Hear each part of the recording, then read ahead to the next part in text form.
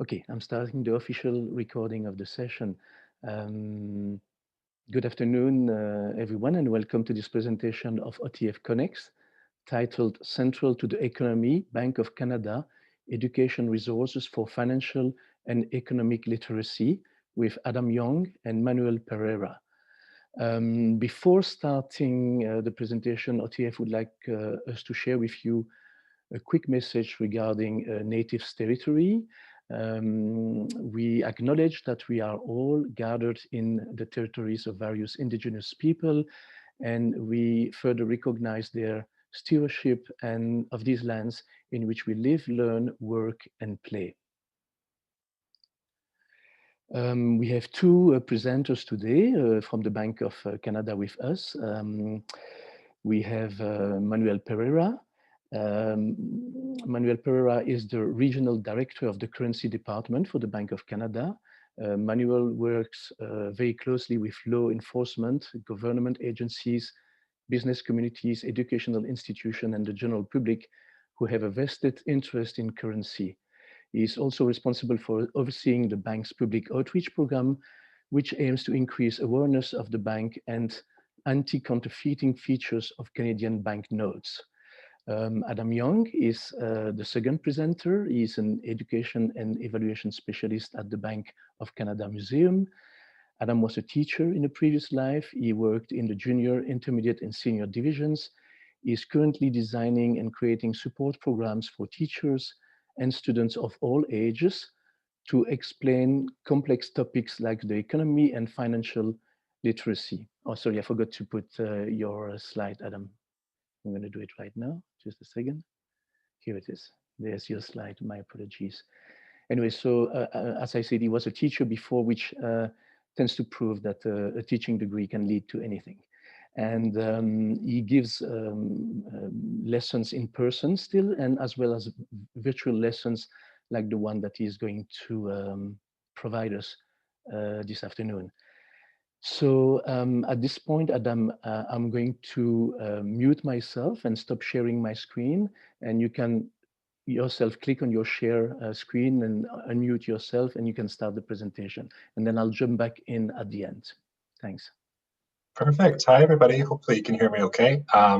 So great to meet all of you. Myself and Manny Pereira are going to be going back and forth a little bit on this presentation. So I'll hopefully have no trouble here just opening up to share my screen. I'm going to give you the whole desktop because I'll be running through a couple links too and potentially just looking over some videos as well. So first of all, let me just here put transition. Sorry, guys. Slideshow view. Okay, so first of all, welcome to our presentation today. My name is Adam Young, and joining me is Manny Pereira. Manny, are you able to unmute and say hello as well? Hello, everybody. So Manny and I are going to be going through, just to get you started, because I know some of you may have heard about the Bank of Canada if you've been in downtown Ottawa, where we sit under the unceded territory of the Algonquin Anishinaabe. We do have the offices and headquarters downtown right across from Parliament. So we have a couple of quiz questions to ask you first, just to kind of see what your knowledge is on the bank, just to get you pumped a little bit and to get you into the groove of things for a Thursday afternoon. So our first question for you is, which of the following is not a core function of the Bank of Canada? So is it A, monetary policy, so inflation targeting at 2%, B, financial system, stabilizing financial system, lending to banks, credit unions, C, currency, creating, designing, printing banknotes, D, funds management, the banker for the federal government, or are all those core functions? And I don't know, Michelle, if I have to open up to see the polls or... I just started the poll, so you should see it. You don't see it? Okay, I'll just here. I'll go. I see that people are starting to respond already. Oh, okay. Here, what I'll do is I'll just share the PowerPoint instead, so then I can go back and forth a bit. Yeah.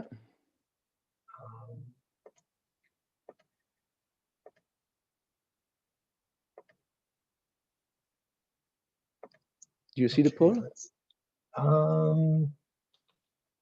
I don't, but do you have the, if you could just tell me, what are most of the answers looking like? Okay, so 73% of participants have responded E. They all are. Okay.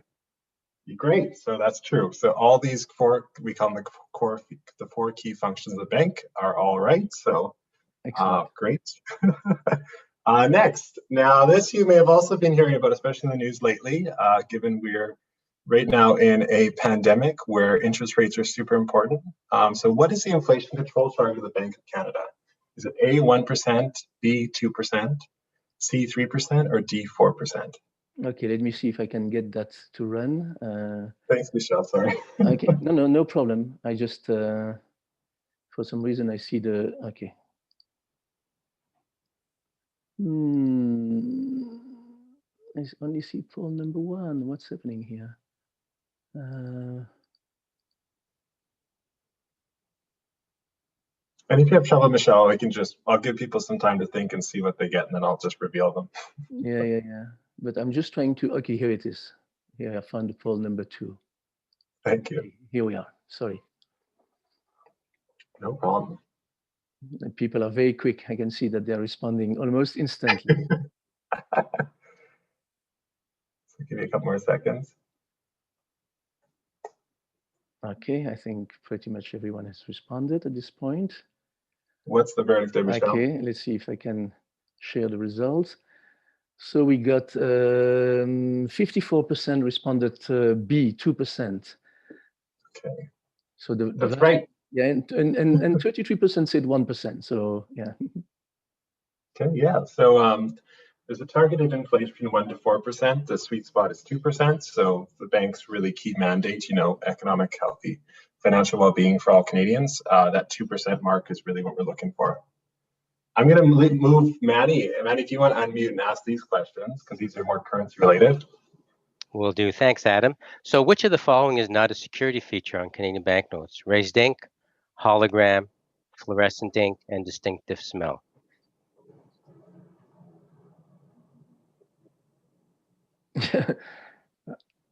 Okay, everybody is responding very rapidly again. Okay, so I'm going to end it. We have 92% distinct smell. Oh, very good. So for those of you who remember, we came out with a $100 bill in 2011. A lot of the media and people talked about our $100 bill smelling like maple syrup. My role at the bank, and I work with Vanessa Collins and Nishvar Vanath, and we're sort of the eyes and ears and the voice of the bank. So we have to do a lot of media regarding is smell the maple syrup smell on your banknotes, and obviously we don't specifically put maple syrup smell, but some people do smell that odor. I'll give you the fourth one there. And the fourth one is, what is direction for future banknotes in Canada? The Viola Desmond bill, which is out today, the $10 bill, and its vertical design is temporary. The Viola Desmond bill is permanent, but not the vertical design. And the Viola Desmond bill and the vertical design are permanent.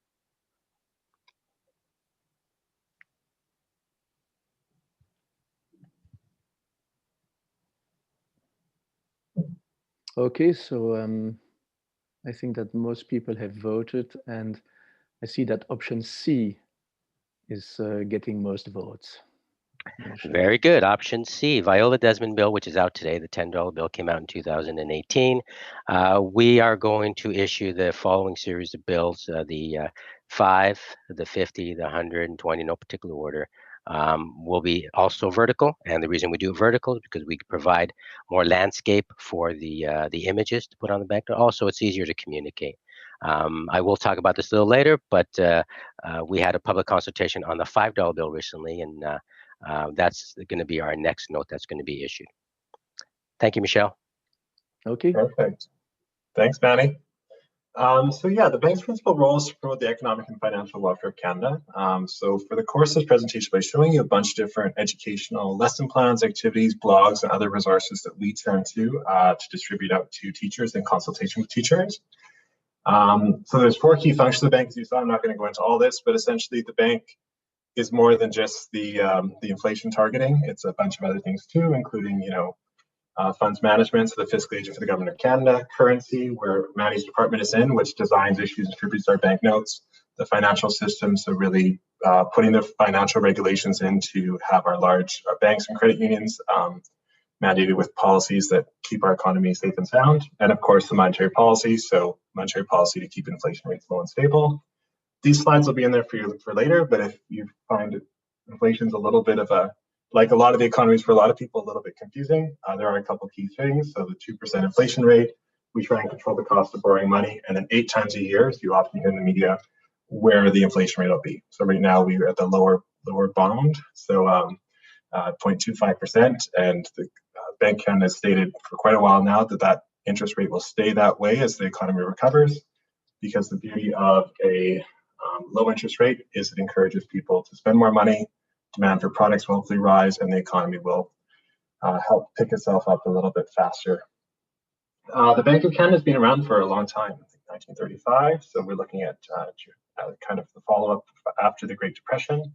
And really, years, if you look 60s and 70s and 80s, for any of you that have been around at those points, inflation was going all up and down all over the place. But since this targeted inflation target of 2%, we've gotten pretty consistently around that level from the early 90s later on.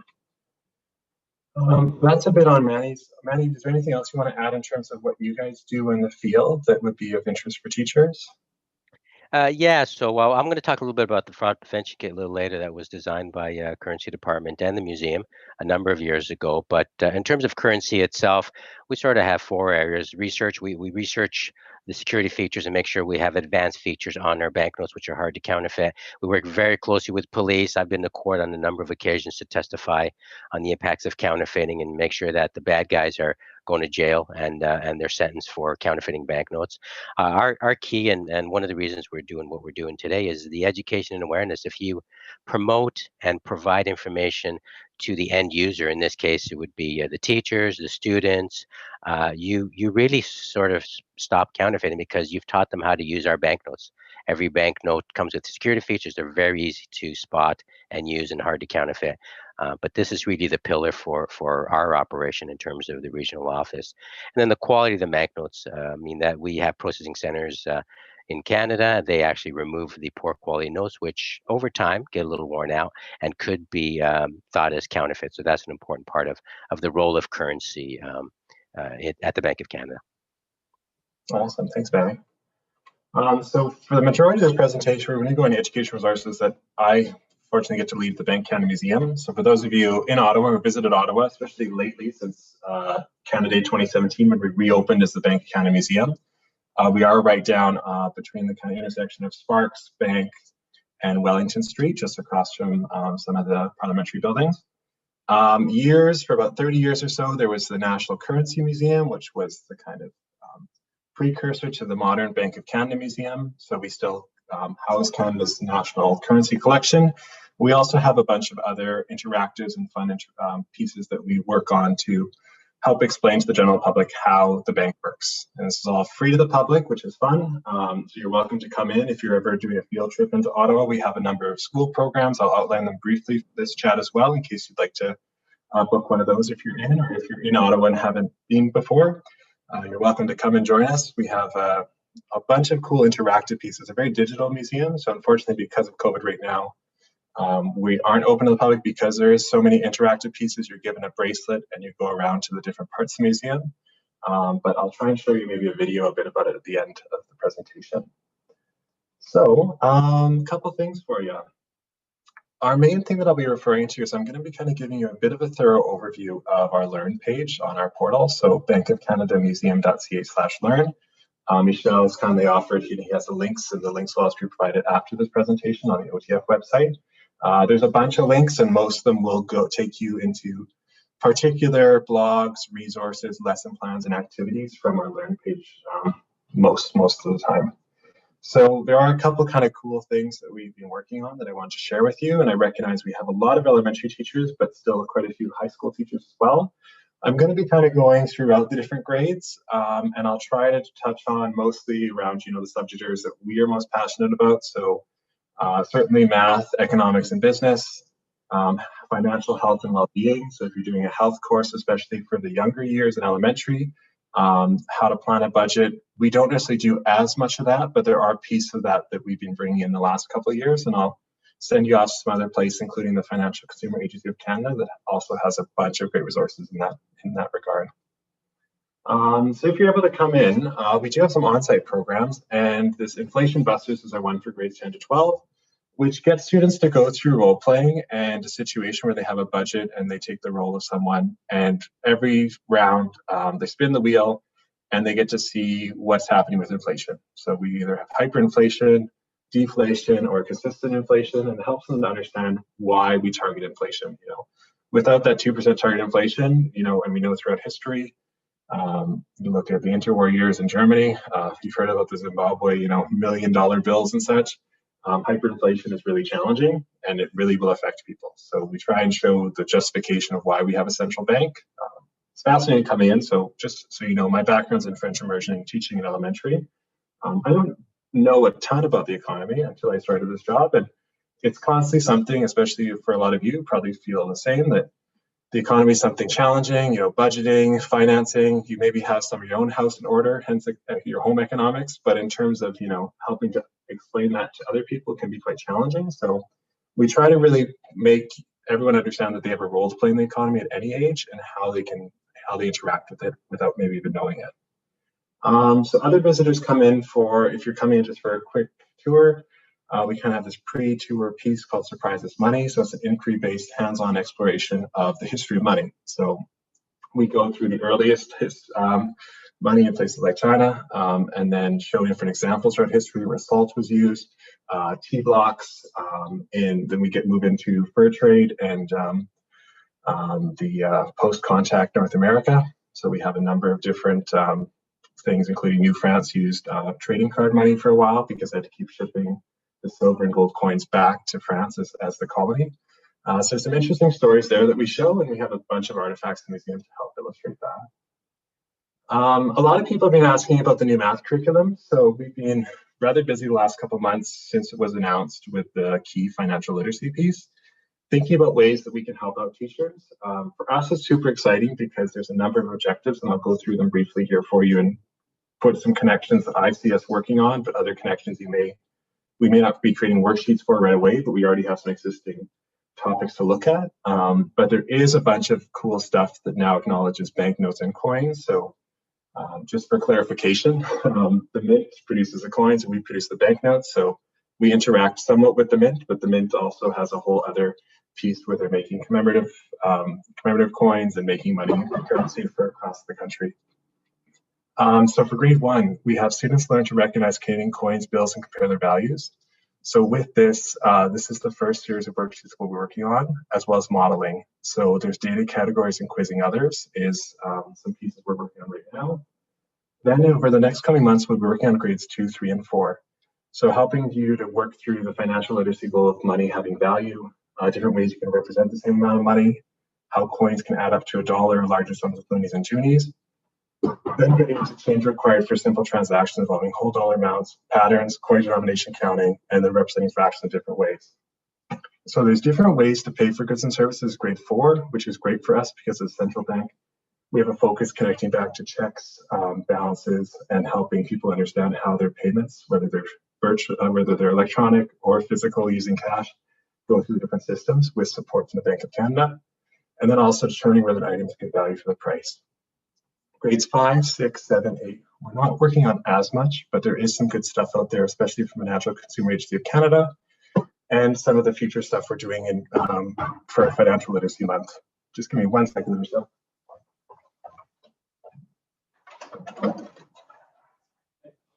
Not a problem. I just want to. I can. Okay, sorry. I was just jumping in to mention to everyone that you don't have to worry about the links. There was a little bit of a problem, but you will all receive all links tomorrow in a follow-up email. You will receive also a copy of the presentation. The PowerPoint will be sent to you. You will receive a copy of the recording. So don't worry, everything will be sent to all participants by email tomorrow. No problem. Thanks, Michelle. Sorry, there was a delivery man, so I had to take the third knock and answer it. part of Zoom living. So 7 and 8, international currencies, how exchange rates work. The bank, considering the Canadian dollar is a floating currency, we do have some great resources more from the bank in general and communications, some short articles and tools to help you understand how exchange rates work and international reserves of money.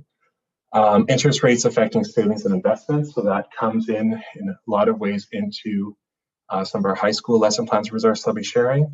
Then value for money when spending, reward programs, interest rates affecting long-term. We do touch on pieces of this, and we're working on more of it, but it isn't necessarily our bread and butter, which is more understanding the economy in general.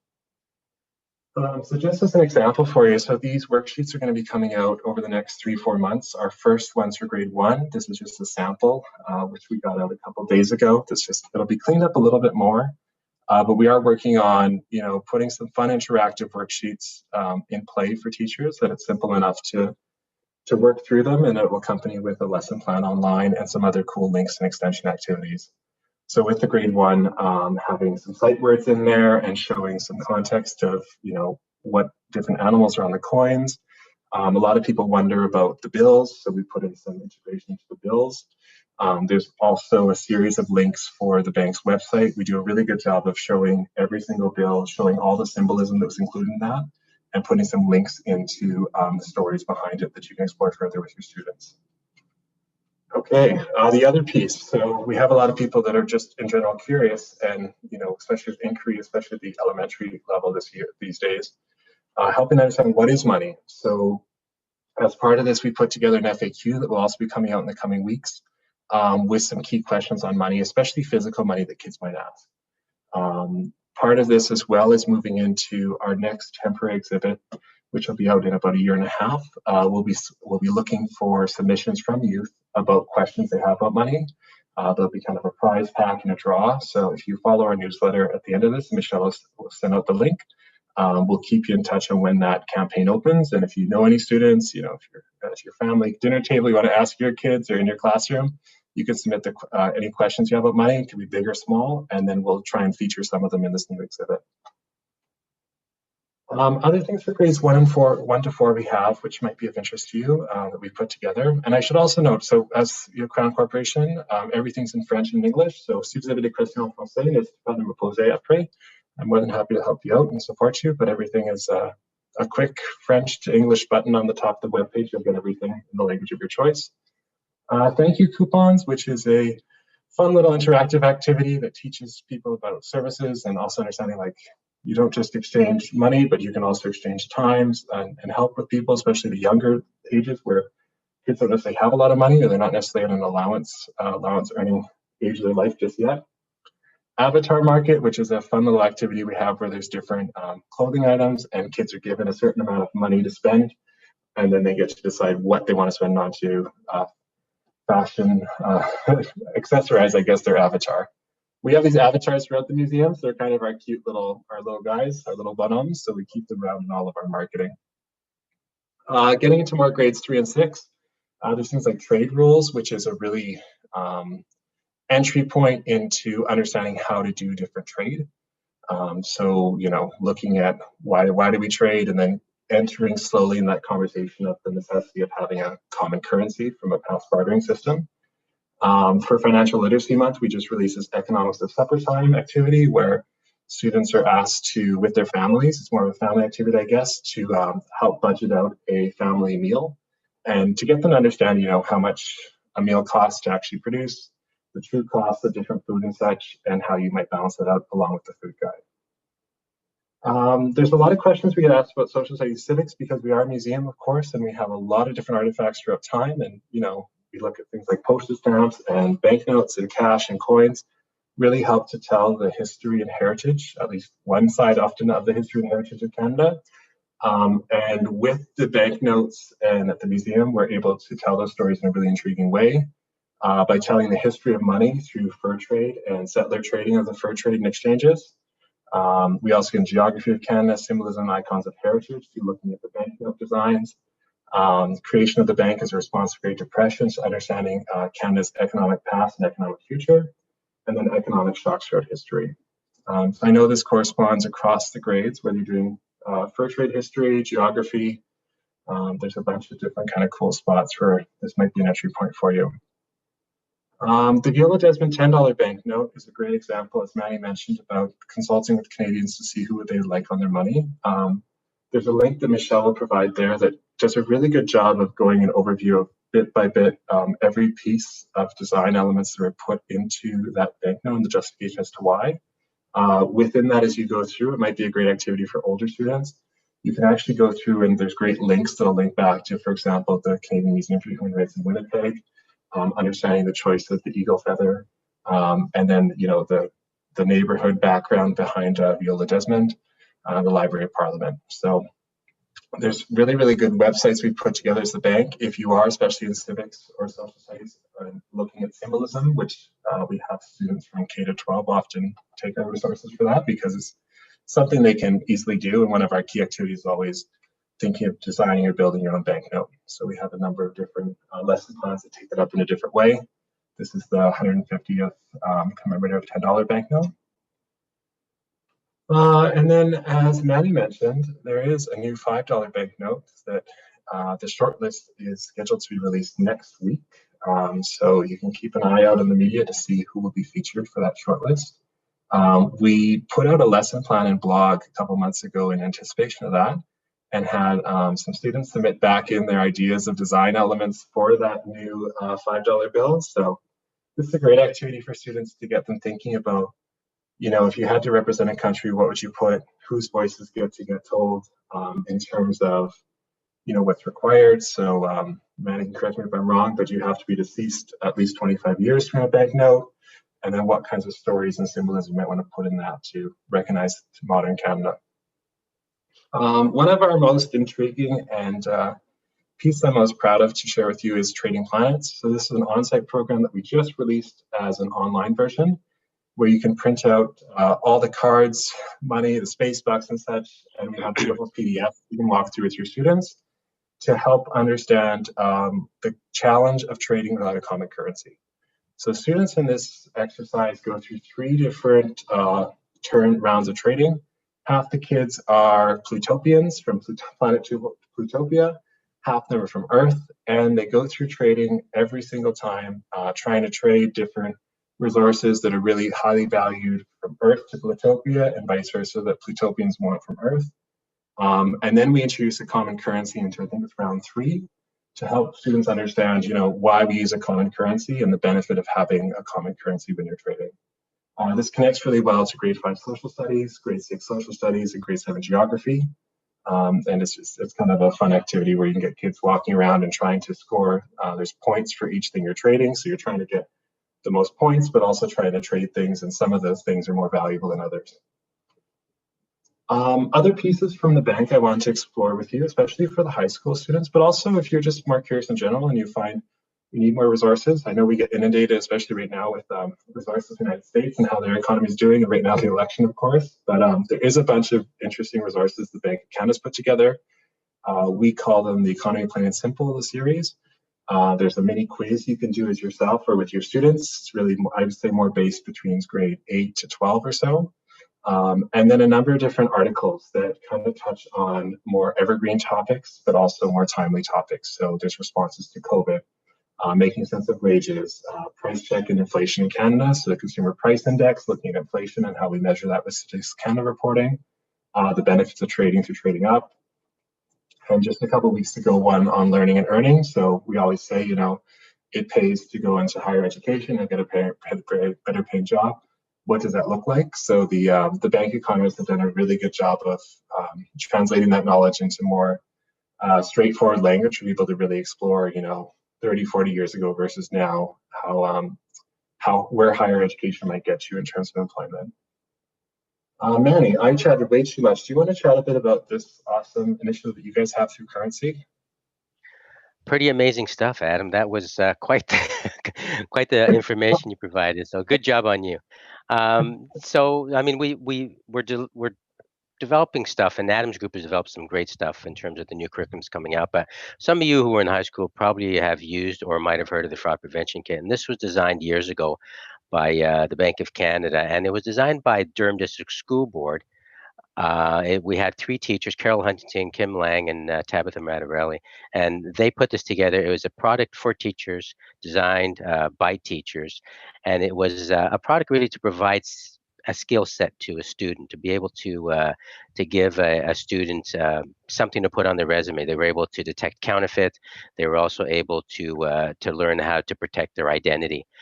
The concept was really that if you teach your end user, if you provide the cash handlers of the future the information on detecting counterfeit and protecting your identity, you really minimize fraud, and that's one of the key elements.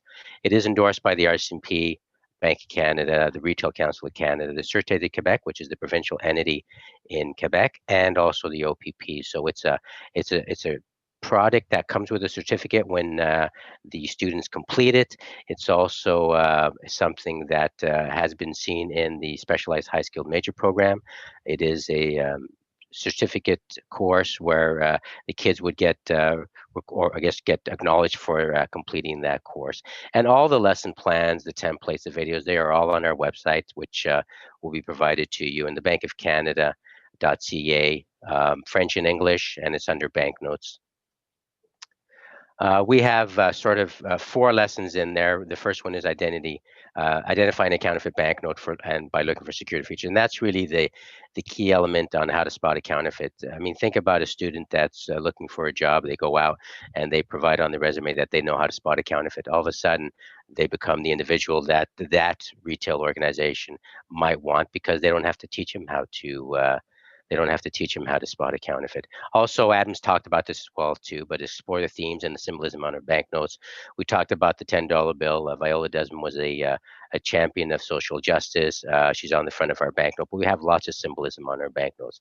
The $5 bill currently in circulation has its place in exploration. We have a remembrance on our $20 bill with the Vimy Memorial in France. So lots of great symbolism on our banknotes, and it's a great way to teach students at every level.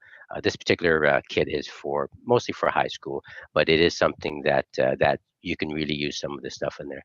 We have our role play scenarios on the impact of counterfeit, and also criminal code cases. And this program was initially designed for the civics curriculum, but we found shortly after that, when the teachers received the kit and looked at the kit, they explored other ways of delivering it, and it was through co-op. We found it was through the SHISM program later, business, law, lots of different ways you can actually deliver this program. And then also the history of the Bank of Canada, and that's something, as Adam mentioned, 1934 was when we opened. Our first banknote came out in 1935. It was English and French separately, and then in 1937 we came out with a bilingual banknote, and it's been bilingual ever since. So that kind of stuff, when it comes to currency, is important to sort of understand when you're talking about the Bank of Canada. If you can flip to the next. Thanks. Oh, let me touch on this as well too. So security features on our banknotes, if you don't already know, the best way to stop counterfeiting is really by using the security features. We have a lot of them. They're very easy to use, very difficult to counterfeit. On our current Palmer banknotes in circulation, we have the hidden number in the maple leaf. We have the raised texture, which we talked about earlier today. We have the micro printing on our banknotes, the holographic stripes. All simple features to use and very difficult features to counterfeits. Counterfeiters will try to simulate a feature or a banknote, but they have a difficult time to those individuals who actually know what they're looking for, who actually are aware of our security features. Thanks, Adam. No worries, Manny. Yeah, and I mean, certainly the fraud prevention kit is meant for, and it's curriculum aligned to the older high school grades, but there's lots of cool components and features to this program that you might want to bring in, especially in the younger years of the new math curriculum when you're starting to look at identifying, distinguishing cash. We're also putting together a series of printable play money, which will have the new Viola Desmond bill on it as well, a banknote that, anytime you're doing kind of exchanges with kids, if you want to provide some interesting fun facts, because there's lots of symbolism and lots of security features within our banknotes today, we've got all the stuff you need for that. Other pieces of kind of key themes, topics, and resources that I thought might be of use, and some of this might be great for you, some of it might be more for a colleague, so bear with me if some of it's not necessarily applicable to you, but might be applicable for other people around you. We do have a number of other good series of videos and articles looking at things like the future of money. So all about money in the 21st century is a really good article that is great, especially exploring with a high school level, but even, grades 8 and onwards, you'd be fine. Really plain language with a fun little video talking about financial tech, fintech as we call it. And then also trying to explore this idea of what we call a CBDC, or central bank digital currency. So central banks right now are really looking at, what would a digital Canadian dollar look like? So it's something, in acknowledgement that cryptocurrency is often, and maybe I'm aging myself now, but when I was still teaching, it was quite popular to hear about Bitcoin, and people were really wondering about that kind of technology. My students always say, oh, I really want to get rich off Bitcoin. Cryptocurrencies aren't acknowledged in central banks as being an actual currency, but we do have a video or two, and we had a previous exhibition called Decoding E-Money, which kind of explores how these blockchains and such work. So that's all on our website as well. The Bank of Canada also offers a Speakers for School series, more meant to a high school audience.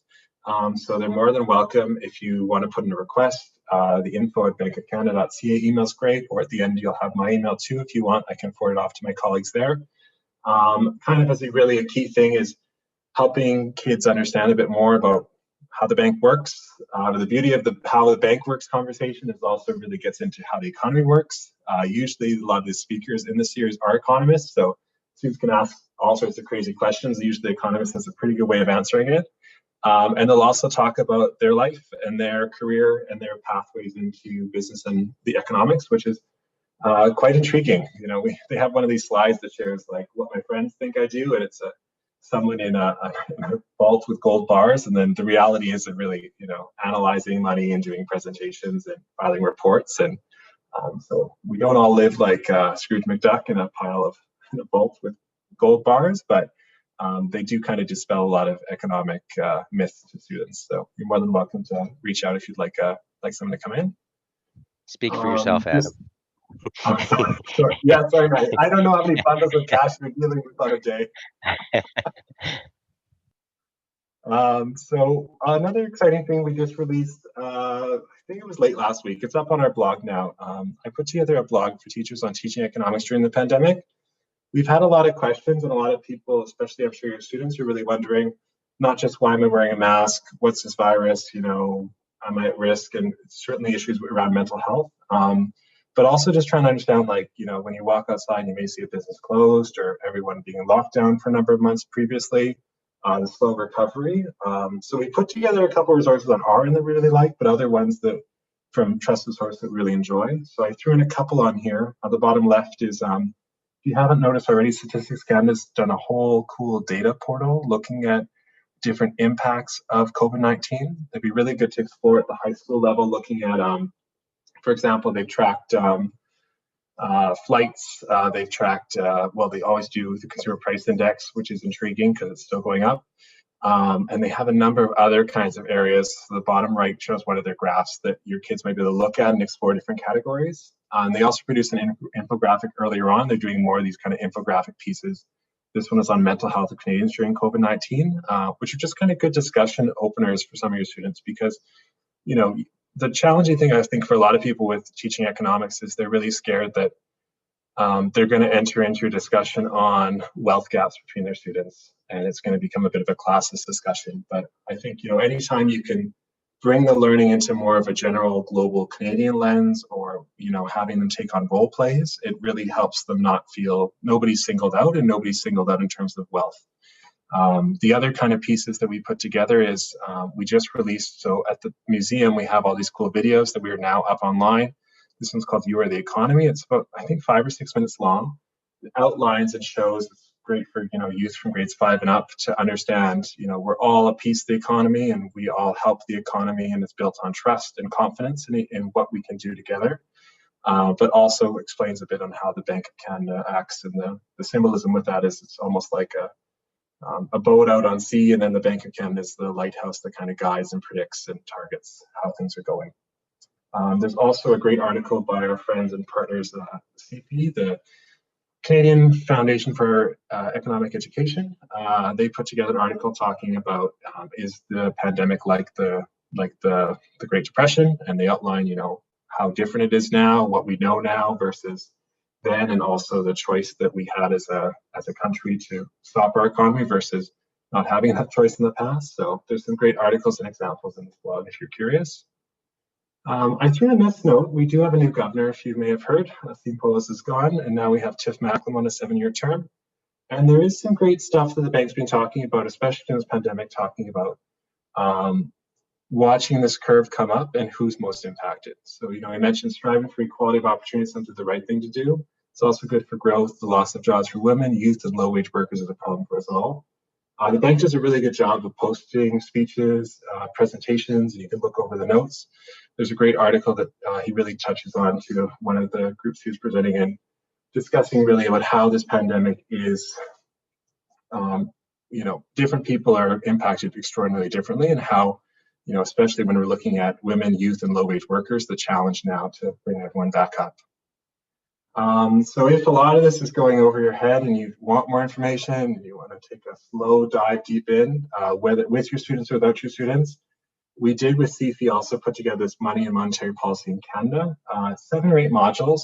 They start by looking at what is money, what is the economy, the history of money in Canada, which is a great read that kind of outlines a lot of the stuff that we explore at the Bank of Canada. All the modules are really meant for like a grade 5-6 reading level. There's some great illustrations and such to walk you through.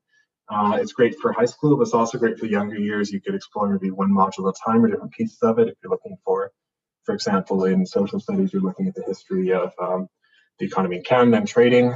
We do have pieces of that in. We have the history of the bank during the Depression and the founding during the Depression. All those pieces are in the money and monetary policy lesson plans and resources.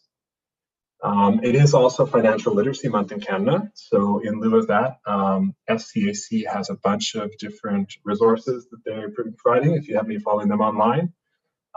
They've got great database of resources. The challenge is you're going to have to search a bit more carefully, because there's some that'll be offered by different agencies or local groups across Canada, including Ontario, and other stuff is more PDFs, lesson plans, and guides. But they also have some really good presentations, PowerPoints, and discussion questions, handouts, worksheets, and guidebooks on financial basics, budgeting, understanding credit scores, which are really quite good. Savings and investment information. They have some calculators and explaining how youth can prepare for education and saving for an education. Key pieces that I wanted to share with you a bit. So our Museum Learn page, as I mentioned, has all of our different lesson plans and resources. Education resources page is from the Bank of Canada, and that includes kind of a glossary. They also have a series of explainers. So our explainers are also short, condensed articles that outline everything on economic topics. They're all right now being completely revamped, but the wording and the way they do it is really well done. So that would be great for more of a high school audience, or in case you're more curious. And then the schools page houses a lot of the cool banknote pieces, including the fraud prevention kit resources that Manny mentioned. They're all available to download online as PDFs, and you can go through them at your leisure. Now, I'm sure there's questions, and I want to open this up that if you're curious about one of the pieces, you want to know more, but if you're also just curious, talking to someone that comes in from a background that now is doing a lot of work on the economy, other approaches you might want to take, or if you have any other resources or kind of questions you have for us, I'm more than happy to take them. And I'm just going to quickly put on this slide so you just have our info, but you'll have it at the end anyways. And then I might just close this PowerPoint, Michelle, and then I'll open it up on the video. So we have a couple of questions here. Chantel's asked about, what about the green economy? Does the bank have any resources for that? Great question. Give me just 1 second here to just open up. We don't have any lesson plans or resources yet. It's certainly on our radar for the next year or so.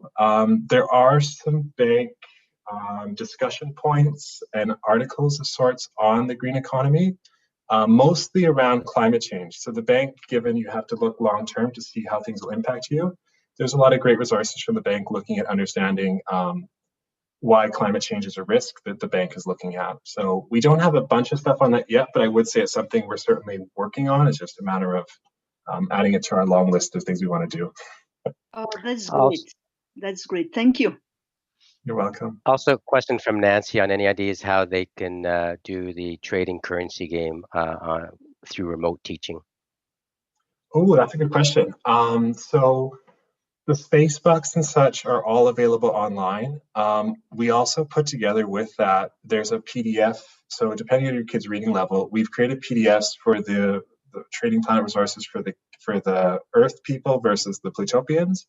There is a way if you can split them into breakout rooms where they can look through.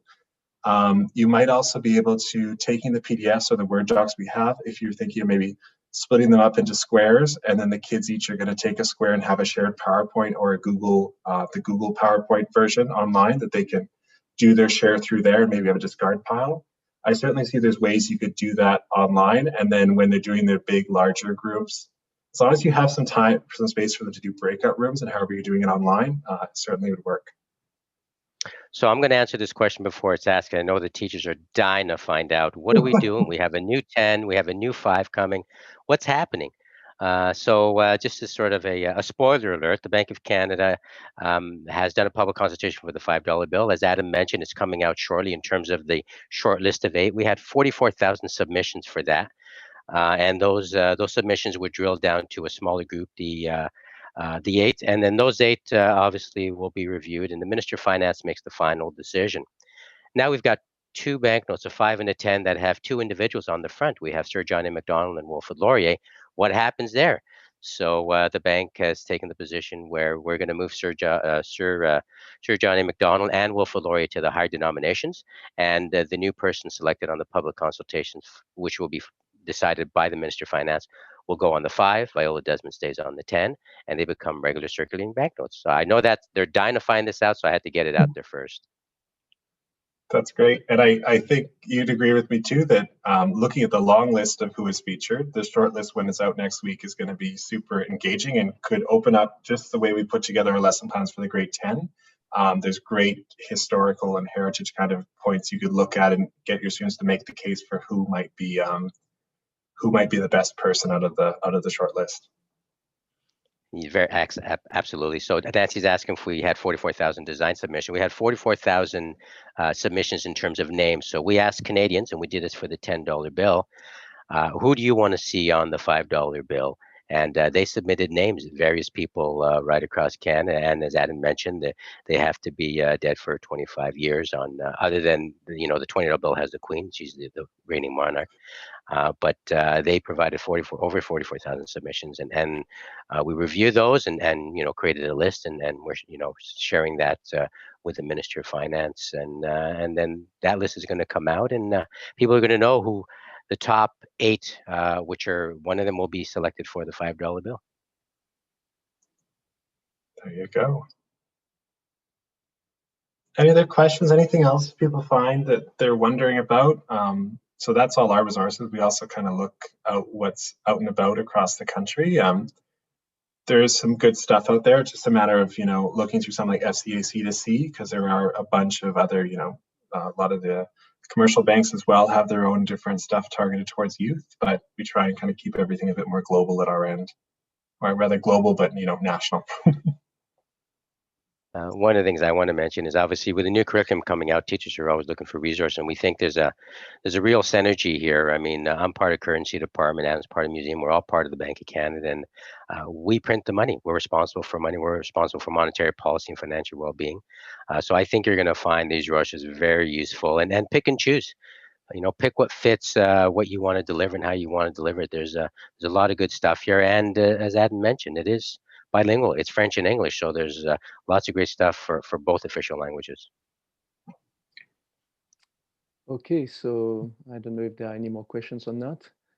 At this point, I'm just jumping in. If you have any more questions, now is the time. If you want to type them in the chat box. Adam, I must say I'm really impressed. It was a really interesting presentation, and we learned a lot about subjects that we don't usually present on OTF Connects. It was something different, and as Manuel mentioned, there's tons of resources, really tons of resources, and we're going to share them with the teachers. Everybody will receive tomorrow an email, and there will be all the links to the presentation, to the PowerPoint, all the links that you have shared today. Everything will be provided to everyone tomorrow.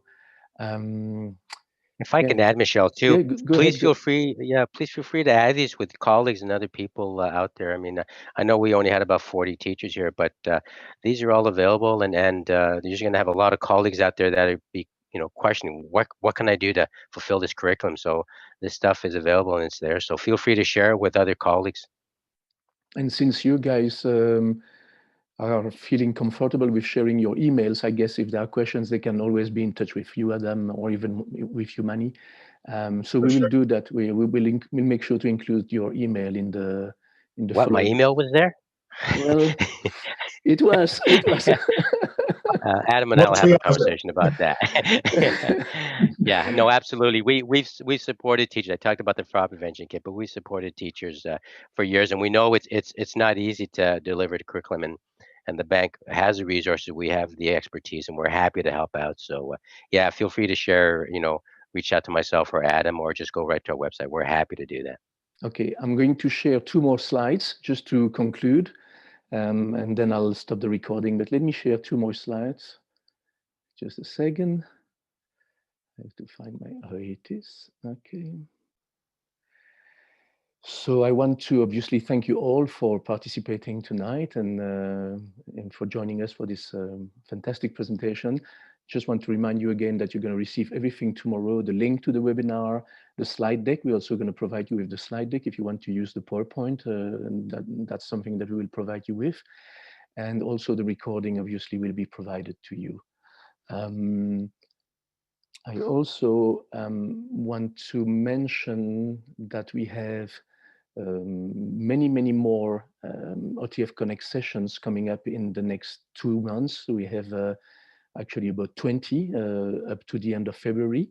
So I will invite you to visit the OTF calendar to see what we have in stock for you guys in the next 2 months, up to the end of February.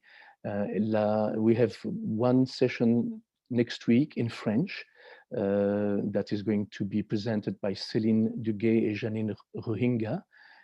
It's titled Créer des milieux scolaires et communautaires où règne la sécurité, la force et la liberté. They work for an organization that many of you already know. It's called COPA, Centre Ontarien pour la Prévention des Agressions. It's going to be in French, but I think it's going to be really interesting. So that's it. Oh, let me just share one more thing. Hold on a second. I'm going to share one more thing in the chat box just in case. But you will receive everything tomorrow. But here, if you don't want to wait until tomorrow, you can grab here a few links to the feedback questionnaire, because we're going to send you as well tomorrow a feedback questionnaire. It's only 2 pages. It's very short. We want you to let us know what you thought about today's presentation. Maybe you can provide us also with suggestions for future presentation, and it really helps us a lot to design our OTF Connect sessions. Michelle, can I just jump in? Yeah, just another quick word. I just want to thank everybody for joining today. I hope you find it useful. From the comments, it looks like it's been useful, which we're happy. But we also want to thank Ian Pettigrew and Michelle and his group and Jason from OTF. I mean, this was this took a while in creating it, but we knew there was definitely a great opportunity here. So thanks to OTF for allowing us to present. And as I mentioned, Adam, myself, and our team, I have Vanessa and Nish on the line as well too. So we're happy to help out and support it anywhere we can. The Bank of Canada, I think you'll find, is a very good resource for things like this. Thank you, Manuel and Adam, and thank you to your team. It's true. It's a few of the people working in the shadows behind you guys. And I just want to apologize for a few little problems. I'm still new to Zoom, and we are still learning how to use it properly. OTF used another technology in the past, so we still have to fine tune a few things, but we're getting there. We're getting there. So yeah, I just want to say thank you to everyone again, and wish you a good evening, and hope that we will see you on OTF Connects again very soon. And thanks, Manuel. Thanks, Adam. I'm going to stop the recording, and then we can chat for a few more seconds afterwards if you want. Okay.